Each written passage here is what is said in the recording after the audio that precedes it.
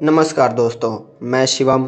आज आप लोगों के लिए लाया हूँ मुंशी प्रेमचंद जी द्वारा लिखित उपन्यास निर्मला का भाग 10। आइए सुनते हैं।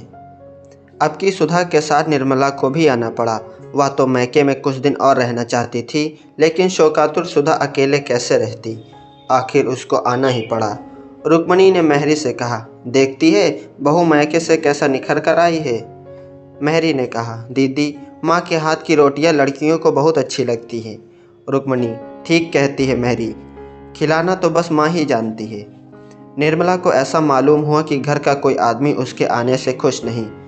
मुंशी जी ने खुशी तो बहुत दिखाई, पर हृदयगत चिंता को छिपा न सके। बच्ची का नाम सुधा ने आशा रख दिया था। वह आशा की मूर्ति सी थी भी। देखकर सारी चिंता भाग जाती थी। मुंशी जी ने उसे गोद में लेना चाहा तो रोने लगी। दौड़कर माँ से लिपट गई, मानो पिता को पहचानती ही नहीं। मुंशी जी ने मिठाइयों से उसे ललचाना चाहा।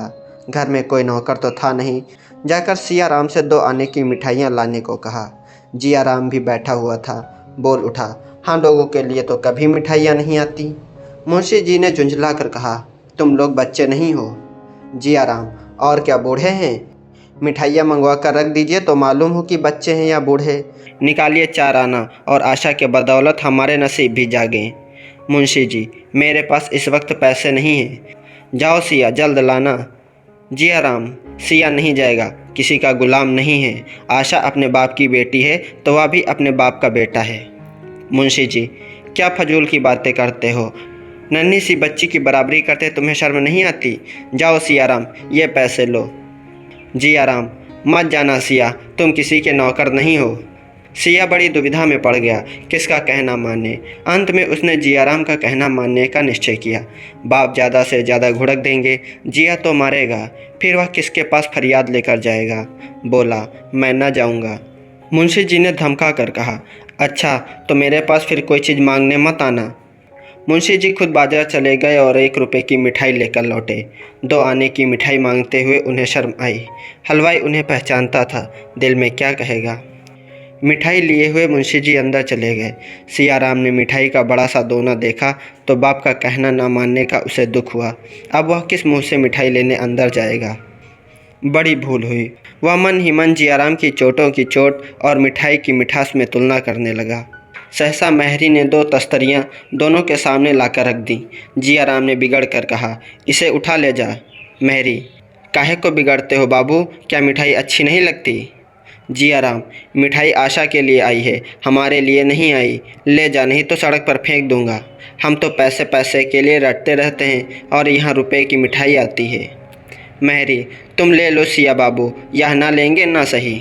सिया राम ने डरते डरते हाथ बढ़ाया कि जिया राम ने डांट कर कहा, मत छूना मिठाई, नहीं तो हाथ तोड़ कर रख दूंगा, लालची कहीं का। सियाराम यह घुड़की सुनकर सहम उठा। मिठाई खाने की हिम्मत ना पड़ी। निर्मला ने यह कथा सुनी तो दोनों लड़कों को मनाने चली। मुंशी जी ने कड़ी कसम रख दी, निर्मला, आप समझते नहीं हैं, यह सारा गुस्सा मुझ पर है। मुंशी जी, गुस्ताख हो गया है। इस ख्याल से कोई सख्ती नहीं करता कि लोग कहेंगे बिना माँ के बच्चों को सताते हैं, नहीं तो सारी शरारत घड़ी भर में निकाल दूँ। निर्मला, इसी बदनामी का तो मुझे डर है। मुंशी जी, अब न डरूंगा, जिसके जी में आए जो कहे। निर्मला, पहले तो ये ऐसे न थे। मुंशी जी, अजी कहता है कि आपके लड़के मौजूद थे, आपने शादी क्यों की?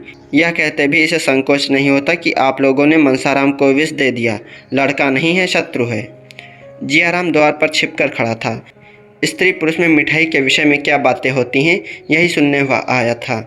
मुंशी जी का अंतिम वाक्य सुनकर उससे रहा न गया। बोल उठा, शत्रु ना होता तो आप उसके पीछे क्यों पड़ते? आप जो इस वक्त कर रहे हैं वह मैं बहुत पहले समझे बैठा हूँ। भैया ना समझे थे, धोखा खा गए। हमारे साथ आपकी दाल न गलेगी। सारा जमाना कह रहा है कि भाई साहब को जहर दिया गया है। मैं कहता हूँ तो आपको गुस्सा क्यों आता है? निर्मला तो सन्नाटे में आ गई। मालूम हुआ किसी ने उसकी देह पर अंगारे डाल दिए। मुंशी जी ने डांटकर जियाराम को चुप कराना चाहा। जियाराम निशंक खड़ा ईंट का जवाब पत्थर से देता रहा। यहाँ तक कि निर्मला को भी उस पर क्रोध आ गया। यह कल का छोकरा किसी काम का न काज का यो खड़ा टर्रा रहा है, जैसे घर भर का पालन पोषण यही करता हो। त्योरियाँ चढ़ाकर बोली, बस अब बहुत हुआ जियाराम, मालूम हो गया तुम बड़े लायक हो, बाहर जाकर बैठो। मुंशी जी अब तक तो कुछ दब दब कर बोलते रहे। निर्मला की शह पाई तो दिल बढ़ गया। दांत पीस कर लपके और इसके पहले कि निर्मला उनके हाथ पकड़ सके एक थप्पड़ चला ही दिया। थप्पड़ निर्मला के मुंह पर पड़ा। वह सामने खड़ी थी। माथा चकरा गया। मुंशी जी के सूखे हाथों में इतनी शक्ति है इसका वह अनुमान न कर सकती थी। सिर पकड़ कर बैठ गई। मुंशी जी का क्रोध और भी भड़क उठा। फिर घूंसा चलाया, पर अब की जियाराम ने उनका हाथ पकड़ लिया और पीछे ढकेल कर बोला, दूर से बातें कीजिए, क्यों बेकार में अपनी बेइज्जती करवाते हैं। अम्मा जी का लिहाज कर रहा हूँ, नहीं तो दिखा देता। यह कहता हुआ वह बाहर चला गया। मुंशी जी संज्ञा शून्य से खड़े रहे। इस वक्त अगर जियाराम पर दैवी वज्र गिर पड़ता तो शायद उन्हें हार्दिक आनंद होता। जिस पुत्र को कभी गोद में लेकर निहाल हो जाते थे, उसी के प्रति आज भांति भांति की दुष्कल्पनाएं मन में आ रही थीं। रुक्मणी अब तक तो अपनी कोठरी में थी। अब आकर बोली, बेटा अपने बराबर हो जाए तो उस पर हाथ नहीं उठाना चाहिए। मुंशी जी ने होंठ चबाकर कहा, मैं इसे घर से निकाल कर छोड़ूंगा, भीख मांगे या चोरी करे, मुझे कोई मतलब नहीं। रुक्मणी, नाक किसकी कटेगी? मुंशी जी, इसकी चिंता नहीं। निर्मला, मैं जानती कि मेरे आने से यह तूफान खड़ा हो जाएगा तो भूल कर भी न आती। अब भी भला है, मुझे भेज दीजिए, इस घर में मुझसे ना रहा जाएगा। रुक्मणी, तुम्हारा बहुत लिहाज करता है बहू, नहीं तो आज अनर्थ ही हो जाता। निर्मला, अब और क्या अनर्थ होगा दीदी जी, मैं तो फूंक फूंक कर पाँव रखती हूँ, फिर भी अपयश लग ही जाता है। अभी घर में पाँव रखते देर नहीं हुई और यह हाल हो गया, ईश्वर ही कुशल करे। रात को भोजन करने कोई न उठा, अकेले मुंशी जी ने खाया। निर्मला को आज नई चिंता हो गई, जीवन कैसे पार लगेगा। अपना ही पेट होता तो विशेष चिंता न थी, अब तो एक नई विपत्ति गले पड़ गई थी। वह सोच रही थी, मेरी बच्ची के भाग्य में क्या लिखा है राम। चिंता में नींद कब आती है। निर्मला चारपाई पर करवटें बदल रही थी। कितना चाहती थी कि नींद आ जाए, पर नींद ने न आने की कसम खा ली थी। चिराग बुझा दिया था, खिड़की के दरवाजे खोल दिए थे। टिक टिक करने वाली घड़ी भी दूसरे कमरे में रख आई थी, पर नींद का नाम न था। चिंताओं का भी अंत हो गया, पर पलकें ना झपकी। तब उसने फिर लैंप जलाया और एक पुस्तक पढ़ने लगी। 2-4 ही पृष्ठ पढ़े होंगे कि झपकी आ गई, किताब खुली रह गई। सहसा जियाराम ने कमरे में कदम रखा। उसके पांव थर थर काँप रहे थे। उसने कमरे में ऊपर नीचे देखा। निर्मला सोई हुई थी। उसके सिरहाने ताक पर एक छोटा सा पीतल का संदूकचा रखा हुआ था। जियाराम दबे पाँव गया। धीरे से संदूकचा उतारा और बड़ी तेजी से कमरे के बाहर निकला। उसी वक्त निर्मला की आंखें खुल गईं। चौंक कर उठ खड़ी हुई। द्वार पर आकर देखा, कलेजा धक से हो गया। क्या यह जियाराम है? मेरे कमरे में क्या करने आया था? कहीं मुझे धोखा तो नहीं हुआ? शायद दीदी जी के कमरे से आया हो। यहाँ उसका काम ही क्या था? शायद मुझसे कुछ कहने आया हो, लेकिन इस वक्त क्या कहने आया होगा? इसकी नीयत क्या थी? उसका दिल कांप उठा। मुंशी जी ऊपर छत पर सो रहे थे। मुंडेर न होने के कारण निर्मला ऊपर न सोती थी। उसने सोचा चलकर उन्हें जगाऊं, पर जाने की हिम्मत ना पड़ी। शक्की आदमी है, ना जाने क्या समझ बैठे और क्या करने पर तैयार हो जाएं। आकर फिर पुस्तक पढ़ने लगी। सवेरे पूछने पर आप ही मालूम हो जाएगा। कौन जाने मुझे धोखा ही हुआ हो। नींद में कभी कभी धोखा हो जाता है, लेकिन सवेरे पूछने का निश्चय कर भी उसे नींद नहीं आई। सवेरे वह जलपान लेकर स्वयं जियाराम के पास गई तो वह उसे देखकर चौंक पड़ा। रोज़ तो मेहरी आती थी, आज यह क्यों आ रही हैं? निर्मला की ओर ताकने की उसकी हिम्मत ना पड़ी। निर्मला ने उसकी ओर विश्वासपूर्ण नेत्रों से देखकर पूछा, रात को तुम मेरे कमरे में गए थे? जियाराम ने विस्मय दिखाकर कहा, मैं रात को क्या करने जाता? क्या कोई गया था? निर्मला ने इस भाव से कहा मानो उसे उसकी बात का पूरा विश्वास हो गया। हाँ, मुझे ऐसा मालूम हुआ कि कोई मेरे कमरे से निकला। मैंने उसका मुंह तो ना देखा था, पर उसकी पीठ देखकर अनुमान किया कि शायद तुम किसी काम से आए हो।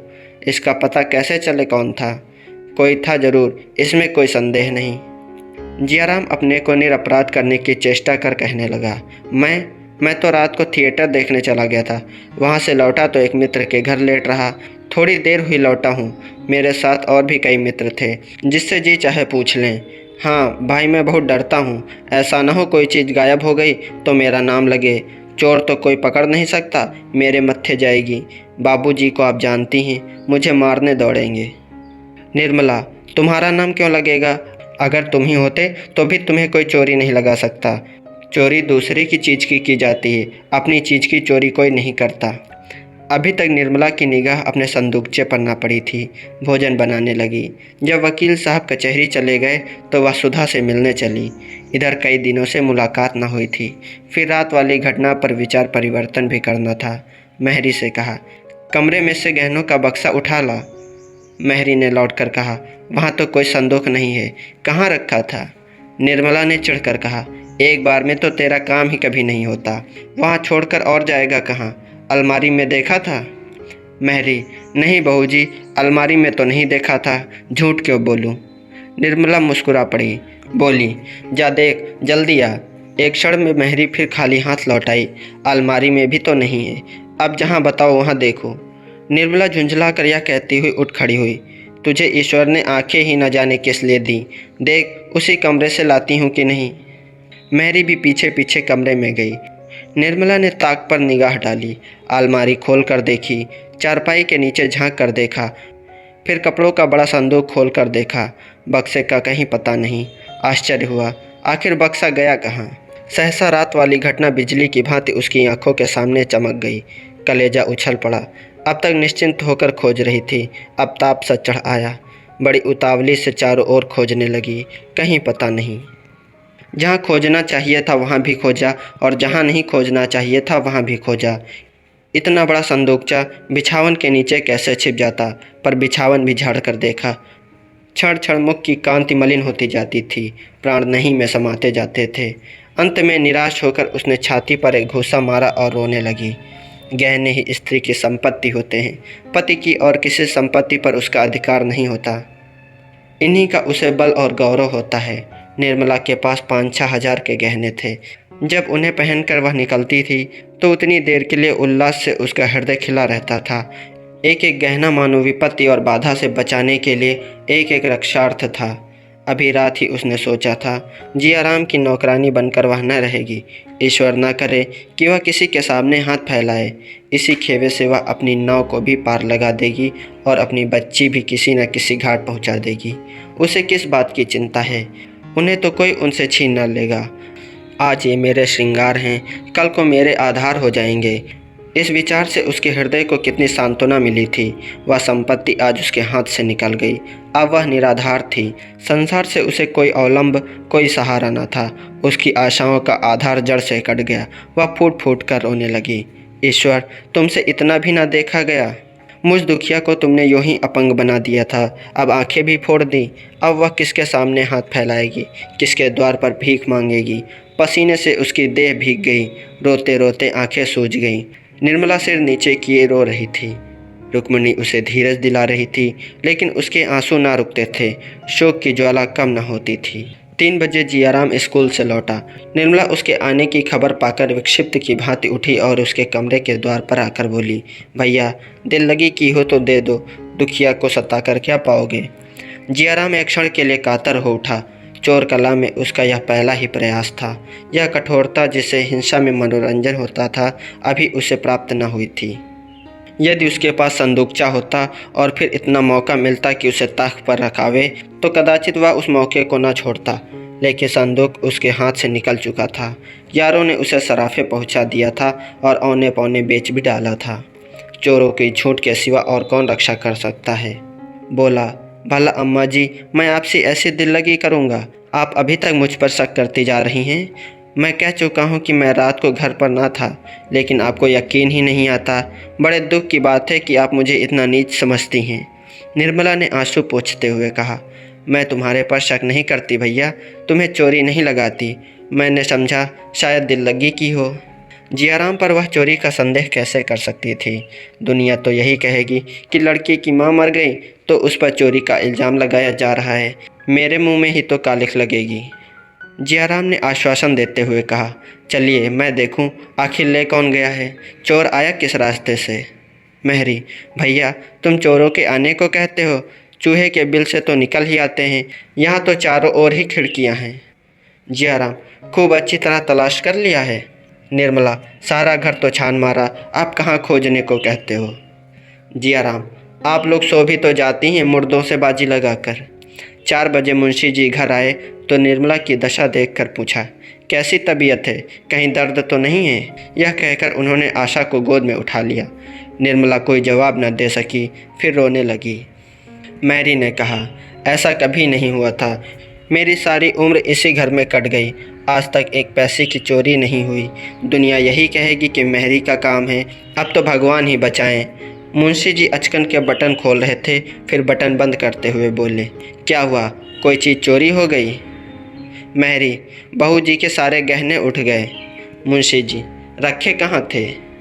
निर्मला ने सिसकियाँ लेते हुए रात की सारी घटना बयान कर दी, पर जियाराम की सूरत के आदमी के अपने कमरे से निकलने की बात न कही। मुंशी जी ने ठंडी सांस भरकर कहा, ईश्वर भी बड़ा अन्यायी है, जो मरे उन्हीं को मारता है। मालूम होता है बुरे दिन आ गए हैं, कहीं सेंध नहीं पड़ी और किसी तरफ से आने का रास्ता नहीं। मैंने तो कोई ऐसा पाप नहीं किया जिसकी मुझे सज़ा मिल रही है। बार बार कहता रहा, गहने का संदूकचा ताक पर मत रखो, मगर कौन सुनता है? निर्मला, मैं क्या जानती थी कि यह गजब टूट पड़ेगा। मुंशी जी, इतना तो जानती थी कि सब दिन बराबर नहीं जाते। आज बनवाने जाऊं तो 10,000 से कम न लगेंगे। आजकल तो जो अपनी दशा है वह तुमसे छिपी नहीं। खर्च भर का मुश्किल से मिलता है, गहने कहाँ से बनेंगे? जाता हूँ, पुलिस में इत्तला कराता हूँ, पर मिलने की उम्मीद ना समझो। निर्मला ने आपत्ति के भाव से कहा, जब जानते हैं कि पुलिस में इत्तला करने से कुछ नहीं होगा तो क्यों जा रहे हैं? मुंशी जी, दिल नहीं मानता और क्या। इतना बड़ा नुकसान उठाकर चुप तो नहीं बैठ सकता। निर्मला, मिलने वाले होते तो जाते ही क्यों? तकदीर में ना थे तो कैसे रहते? मुंशी जी, तकदीर में होंगे तो मिल जाएंगे, नहीं तो गए तो हैं ही। मुंशी जी कमरे से निकले। निर्मला ने उनका हाथ पकड़कर कहा, मैं कहती हूँ मत जाओ, कहीं ऐसा ना हो लेने के देने पड़ जाएं। मुंशी जी ने हाथ छुड़ाकर कहा, तुम भी बच्चों की सी जिद कर रही हो। 10,000 का नुकसान ऐसा नहीं है जिसे मैं यूं ही उठा लूं। मैं रो नहीं रहा हूं, पर मेरे हृदय पर जो बीत रही है वह मैं ही जानता हूं। यह चोट मेरे कलेजे पर लगी है। मुंशी जी और कुछ न कह सके, गला फंस गया। वह तेज़ी से कमरे से निकल आए और थाने पर जा पहुँचे। थानेदार उनका बहुत लिहाज करता था। उसे एक बार रिश्वत के मुकदमे से बरी करा चुके थे। उनके साथ ही तफ्तीश करने आ पहुंचा। नाम था अलायार खां। शाम हो गई। थानेदार ने मकान में अगवाड़े पिछवाड़े घूम घूम कर देखा। अंदर जाकर निर्मला के कमरे को गौर से देखा। ऊपर की मुंडेर की जांच की। मोहल्ले के 2-4 आदमियों से चुपके चुपके कुछ बातें की और मुंशी जी से बोले, जनाब, खुदा की कसम, यह किसी बाहर के आदमी का काम नहीं। खुदा की कसम, अगर कोई बाहर का आदमी निकले तो आज से थानेदारी करना छोड़ दूँ। आपके घर में कोई मुलजिम ऐसा तो नहीं है जिस पर आपको शक हो? मुंशी जी, घर में तो आजकल सिर्फ एक मेहरी है। थानेदार, अजी वह पगली है, यह किसी बड़े शातिर का काम है, खुदा की कसम। मुंशी जी, तो घर में और कौन है? मेरे 2 लड़के हैं, स्त्री है और बहन है, इनमें से किस पर शक करूं? थानेदार, खुदा की कसम, घर ही के किसी आदमी का काम है, चाहे वह कोई हो। इंशाअल्लाह 2-4 दिन में मैं आपको इसकी खबर दूंगा। या तो नहीं कह सकता कि माल भी सब मिल जाएगा, पर खुदा की कसम, चोर जरूर पकड़ कर दिखाऊंगा। थानेदार चला गया तो मुंशी जी ने आकर निर्मला से उसकी बातें कहीं। निर्मला सहम उठी। आप थानेदार से कह दीजिए तफ्तीश ना करें, मैं पैरों पड़ती हूँ। मुंशी जी, आखिर क्यों? निर्मला, अब क्या बताऊँ? वह कह रहा है कि घर ही के किसी का काम है। मुंशी जी, उसे बकने दो। जियाराम अपने कमरे में बैठा हुआ भगवान को याद कर रहा था। उसके मुंह पर हवाइयाँ उड़ रही थीं। सुन चुका था कि पुलिस वाले चेहरे से भांप जाते हैं। बाहर निकलने की हिम्मत न पड़ती थी। दोनों आदमियों में क्या बातें हो रही हैं, यह जानने के लिए छटपटा रहा था। ज्यों ही थानेदार चला गया और मेहरी किसी काम के लिए निकली, जियाराम ने पूछा, थानेदार क्या कर रहा था मेहरी? मेहरी ने पास आकर कहा, दाढ़ीदार कहता था घर ही के किसी आदमी का काम है, बाहर का कोई नहीं है। जियाराम, बाबूजी ने कुछ नहीं कहा? मेहरी, कुछ तो नहीं कहा, खड़े हूँ करते रहे। घर में एक मेहरी ही गैर है ना, सब तो अपने ही हैं। जियाराम, मैं भी तो गैर हूँ, तू ही क्यों? मेहरी, तुम गैर काहे हो भैया? जियाराम, बाबूजी ने थानेदार से कहा नहीं, घर में किसी पर उनका शक नहीं है। मेहरी, कुछ तो कहते नहीं सुना, बेचारे थानेदार ने भले ही कहा। मेहरी तो पगली है, वह क्या चोरी करेगी, बाबूजी तो मुझे फंसाए ही देते थे। जियाराम, तब तो तू निकल गई, अकेला मैं ही रह गया। तू ही बता, तूने मुझे उस दिन घर में देखा था? महरी: नहीं भैया, तुम तो ठेठर गए थे। जियाराम: गवाही देगी ना? महरी: यह क्या कहते हो भैया, बहू जी तफ्तीश बंद कर देंगी। जियाराम: सच? महरी: हाँ भैया, बार बार कहती कि तफ्तीश ना कराओ, गहने गए जाने दो, पर बाबूजी मानते ही नहीं। 5-6 दिन तक जियाराम ने पेट भर भोजन नहीं किया। कभी 2-4 खौर खा लेता था, कभी कह देता भूख नहीं है। उसके चेहरे का रंग उड़ा रहता था। रातें जागते कटती। प्रतिक्षण थानेदार की शंका बनी रहती थी। यदि वह जानता कि मामला इतना तूल खींचेगा तो कभी ऐसा काम न करता। उसने तो सोचा था किसी चोर पर शक होगा, मेरी तरफ किसी का ध्यान भी न जाएगा। अब भंडा फूटता हुआ मालूम होता था। अभागा थानेदार जिस ढंग से छानबीन कर रहा था, उससे जियाराम को बड़ी शंका हो रही थी। 7वें दिन संध्या समय पर घर लौटा तो बहुत चिंतित था। आज तक उसे बचने की कुछ न कुछ आशा थी। माल अभी तक कहीं बरामद न हुआ था, पर आज उसे माल के बरामद होने की खबर मिल गई थी। इसी दम थानेदार कांस्टेबल को लिए आता होगा। बचने का कोई उपाय नहीं। थानेदार को रिश्वत देने से संभव है मुकदमे को दबा दें। रुपए हाथ में थे, पर क्या बात छिपी रहेगी?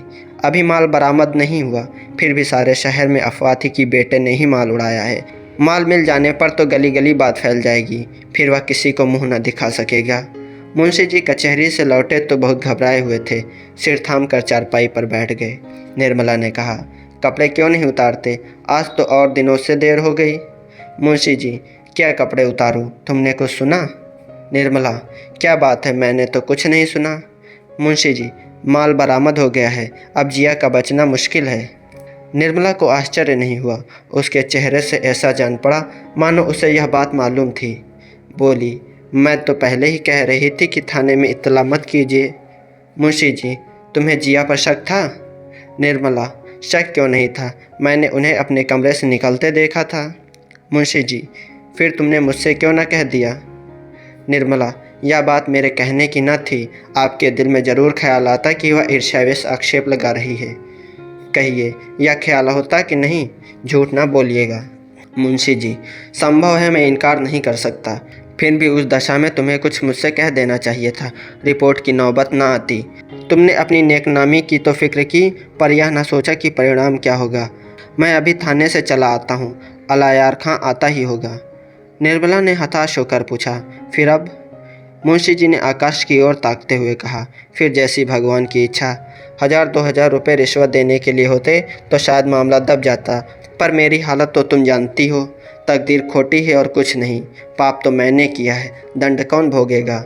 एक लड़का था, उसकी वह दशा हुई, दूसरे की यह दशा हो रही है। नालायक था, गुस्ताख था, कामचोर था, पर था तो अपना ही लड़का। कभी न कभी चेत ही जाता। यह चोट अब न सही जाएगी। निर्मला: अगर कुछ दे दिलाकर जान बच सके तो मैं रुपए का प्रबंध कर दूं। मुंशी जी: कर सकती हो? कितने रुपए दे सकती हो? निर्मला: कितना दरकार होगा? मुंशी जी: 1000 से कम तो शायद बातचीत ना हो सके। मैंने एक मुकदमे में उससे 1000 लिए थे, वह कसर आज निकालेगा। निर्मला: हो जाएगा, अभी थाने जाइए। मुंशी जी को थाने में बड़ी देर लगी। एकांत में बातचीत करने का बहुत देर में मौका मिला। अलायार खां पुराना घाघ था, बड़ी मुश्किल से अंटी पर चढ़ा। 500 रुपये लेकर भी एहसान का बोझ सिर पर लाद ही दिया। काम हो गया। लौटकर निर्मला से बोला, लो भाई, बाजी मार ली। तुमने रुपए दिए, पर काम मेरी जबान ही ने किया। बड़ी बड़ी मुश्किलों से राजी हो गया। यह भी याद रहेगी, जियाराम भोजन कर चुका है? निर्मला: कहाँ, वह तो अभी घूम कर लौटे ही नहीं। मुंशी जी: 12 तो बज रहे होंगे। निर्मला: कई दफ़े जा जाकर देखाई, कमरे में अंधेरा पड़ा हुआ है। मुंशी जी: और सियाराम? निर्मला: वह तो खा पी कर सोए हैं। मुंशी जी: उसे पूछा नहीं जिया कहाँ गया? निर्मला: वह तो कहते हैं मुझसे कुछ कहकर नहीं गए। मुंशी जी को कुछ शंका हुई। सियाराम को जगा कर पूछा, तुमने जियाराम से कुछ कहा नहीं? कब तक लौटेगा? गया कहाँ है? सियाराम ने सिर खुजलाते और आंखें मलते हुए कहा, मुझसे कुछ नहीं कहा। मुंशी जी: कपड़े सब पहन कर गया है? सियाराम: जी नहीं, कुर्ता और धोती। मुंशी जी: जाते वक्त खुश था? सियाराम: खुश तो नहीं मालूम होते थे। कई बार अंदर आने का इरादा किया, पर देहरी ही से लौट गए। कई मिनट तक साइबान में खड़े रहे। चलने लगे तो आंखें पोंछ रहे थे। इधर कई दिन से अक्सर रोया करते थे। मुंशी जी ने ऐसी ठंडी सांस ली मानो जीवन में अब कुछ नहीं रहा और निर्मला से बोले, तुमने किया तो अपनी समझ से भले ही के लिए, पर कोई शत्रु भी मुझ पर इससे कठोर आघात न कर सकता था। जियाराम की माता होती तो क्या वह यह संकोच करती? कदापि नहीं। निर्मला बोली, जरा डॉक्टर साहब के यहाँ क्यों नहीं चले जाते? शायद वहाँ बैठे हों। कई लड़के रोज आते हैं, उनसे पूछिए, शायद कुछ पता लग जाए। फूंक फूंक कर चलने पर भी अपयश लग ही गया। मुंशी जी ने मानो खुली हुई खिड़की से कहा, हाँ जाता हूँ और क्या करूँगा। मुंशी जी बाहर आए तो देखा डॉक्टर सिन्हा खड़े हैं। चौंक कर पूछा, क्या आप देर से खड़े हैं? डॉक्टर, जी नहीं, अभी आया हूँ। आप इस वक्त कहाँ जा रहे हैं? 12:30 बज गए हैं। मुंशी जी, आप ही की तरफ आ रहा था। जियाराम अभी तक घूम कर नहीं आया, आपकी तरफ तो नहीं गया था? डॉक्टर सिन्हा ने मुंशी जी के दोनों हाथ पकड़ लिए और इतना कह पाए थे, भाई साहब अब धैर्य से काम, कि मुंशी जी गोली खाए हुए मनुष्य की भांति ज़मीन पर गिर पड़े।